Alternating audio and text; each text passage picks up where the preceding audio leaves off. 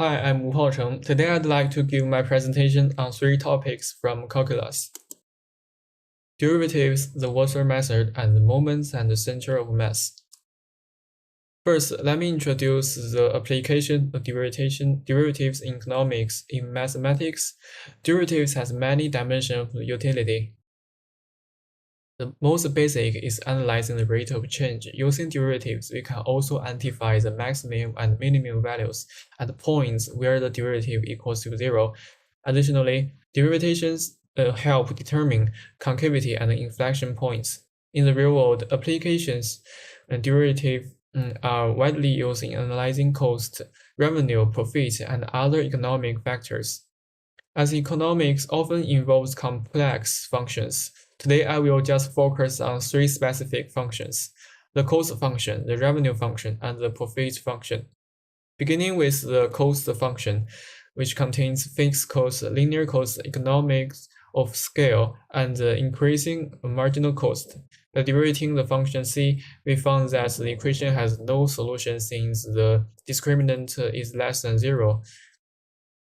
And the x square is the coefficient of x square is possible, so we can decide that the first derivative of function c is positive over the entire interval.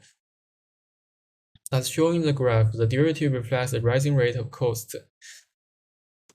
With the second derivative and the solution where it's equal to zero, you can identify the point where the rising rate is zero. This indicates the point at which the change in cost relative to production is at its minimum.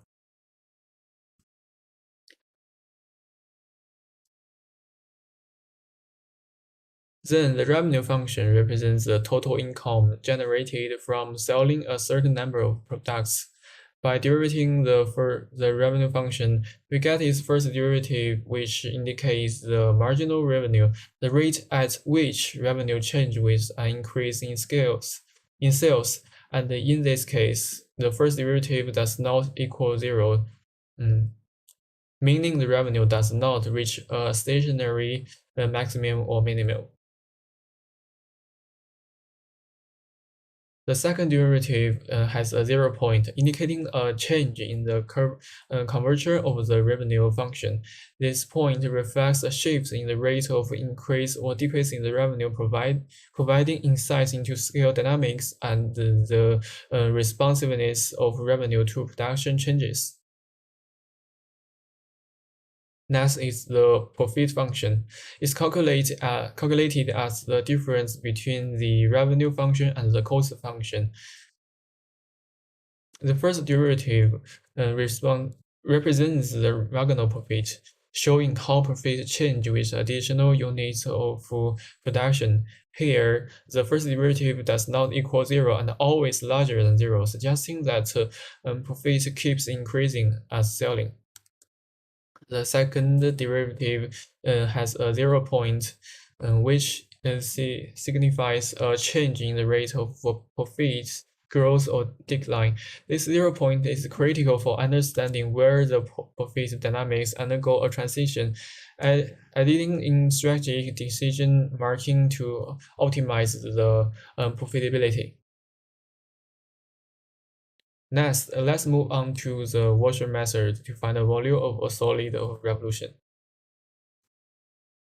This method is used to find the volume of a solid of revolution. The conditions for using this method is including the region is bounded by two curves and is rotated around a horizontal or vertical axis, and the region must have an inner curve and an outer curve, which means that there must be a gap between two radius, and the curve defining the boundaries must be continuous and well-defined on interval of integration.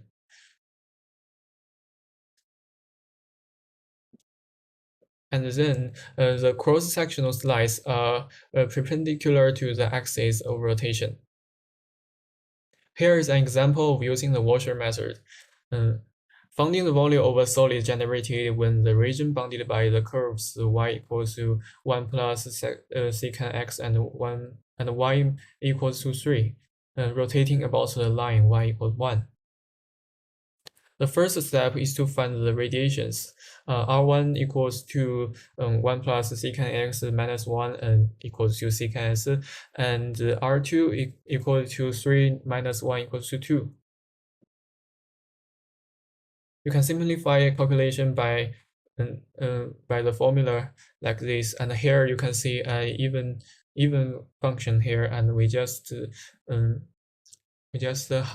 half the integral range and then times 2, so that we can simply got the volume of this of the solid. Lastly, let's discuss the moments and the center of the mass. The center of mass is the point where a thin plate of any given shape balance. Moments are the product of a mass of a particle and is directed from a point.